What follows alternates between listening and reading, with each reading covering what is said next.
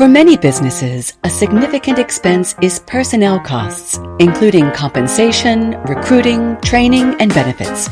So it's important to get the most from our teams. High on the list of skills of successful leaders is the ability to delegate. What do we mean by delegation?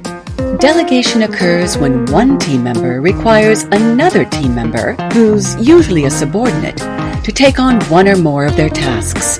And why would we delegate? There are three main reasons. First, productivity.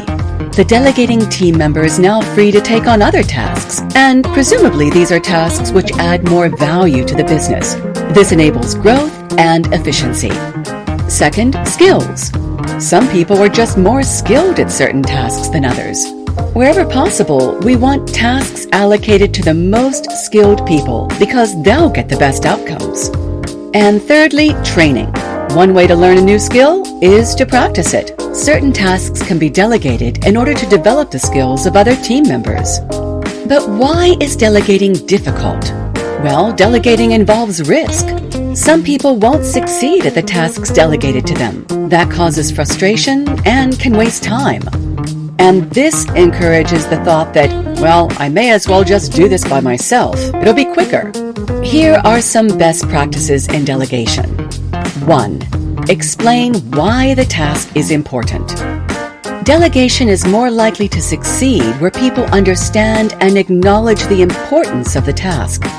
On the other hand, a feeling that the task is irrelevant or something that you just don't want to do will bring the wrong results. Explain who will benefit and how they will benefit. The more measurable the benefits, the better.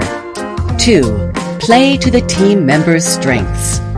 Delegate to people who are likely to succeed with that task. There are no guarantees, and sometimes it's appropriate to delegate challenging tasks. However, if there's a strong chance of failure, delegation is probably not the best course. 3. Set the rules or guidelines. Delegation often fails where the scope of the task is poorly defined. A general instruction which lacks detail on timing, budget, risk factors, scope, process, etc. will present challenges. Taking the time to explain what is required will mean less time needed to fix things later. 4. Provide resources. Maybe the job has been done before and there's an example to look at. Maybe another colleague has particular knowledge of this task and can offer support. Maybe the process has been documented somewhere already. Access to these resources will enhance success. 5. Make the outcomes clear and measurable. You want to be very clear when a task will be considered complete and the goal is reached. This could involve a deadline of getting sign-off by a colleague. The point is, it's difficult to create accountability unless you have some clear, measurable outcomes. And accountability is good for both parties. 6. Consequences. Be clear on what will happen, good and bad, if the task is completed or not completed properly. You want your colleague to feel invested in the outcome. They should share in the success of the project, but also be responsible for any failure. This will lead to a more focused and diligent approach. 7. Put things in writing and follow up. This reduces the possibility of confusion and creates a record of your request. For repeatable tasks, you are also building a template which can be reused. 8. Trust. Everyone starts somewhere. Even the most accomplished people have failed at certain tasks previously. But somehow they learned, probably because someone entrusted a task to them. Mistakes will be made and patience may be required.